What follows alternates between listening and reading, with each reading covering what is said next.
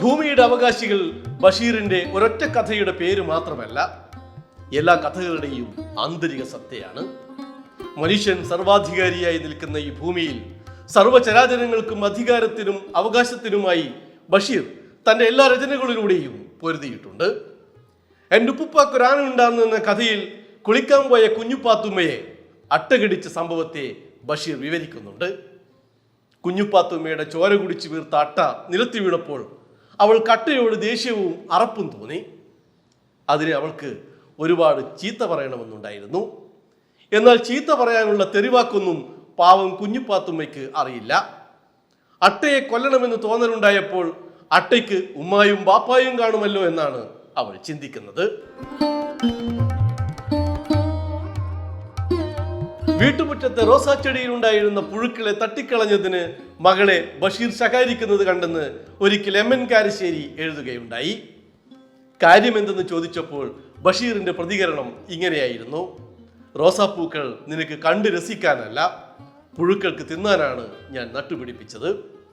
സഹജീവി സ്നേഹബന്ധത്തിന് ഇതിനേക്കാൾ മികച്ചൊരു പ്രബന്ധം ഇനി എന്തിനാണ്? പ്രപഞ്ചത്തിന്റെയും ഈ ജീവലോകത്തിന്റെയും നിലനിൽപ്പിൽ ബഷീർ എന്നും ആശങ്കാകുലനായിരുന്നു.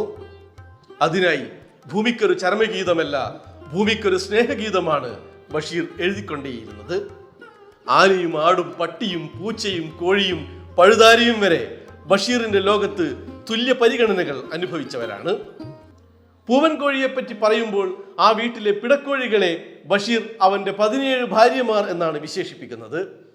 ഒരർത്ഥത്തിൽ ഇത് സമുദായത്തിലെ പുരുഷ മേധാവിത്വത്തിനും ബഹുഭാര്യത്വത്തിനുമെതിരായ ബഷീറിന്റെ മറയില്ലാത്ത പ്രതിഷേധം കൂടിയാണ്. മതിലുകളിൽ ബഷീർ അണ്ണാറക്കണ്ണനോട് വർത്തമാനം പറയുന്ന ദീർഘരംഗങ്ങൾ തന്നെയുണ്ട്. നോവലിൽ അവതരിപ്പിച്ചിരിക്കുന്ന പ്രണയത്തിന്റെ ഏകസാക്ഷി കൂടിയാണ് ഈ അണ്ണാറക്കണ്ണൻ. ഞാനാണ് പൂവ്, ഞാൻ തന്നെയാണ് തോട്ടമെന്ന് ബഷീർ പറയാറുള്ളതാണ്. മതിലുകളിൽ ചെടി വെച്ചു പിടിപ്പിച്ച് സർവ്വസ്നേഹത്തെയും പ്രകൃതിയിൽ ലയിപ്പിക്കുമ്പോൾ പൂക്കുന്ന വസന്തമാണ് ബഷീർ. ബഷീറിന്റെ സ്നേഹപ്രകൃതിയിൽ വിടരാത്ത പൂവുകളില്ല. സ്നേഹമാണ് അവിടെ വളവും വെള്ളവുമെല്ലാം. കുമാരനാശാൻ നളിനിയിൽ പാടിയതുപോലെ, സ്നേഹമാണ് അഖിലസാരമൊഴിയിൽ സ്നേഹസാരമിക സത്യമേഘമാം മോഹനം ഭുവന സംഘമിങ്ങതിൽ സ്നേഹമൂലമമലെ വെടിഞ്ഞു ഞാൻ എന്ന് തന്നെയാണ് ബഷീർ പാടുന്നത്.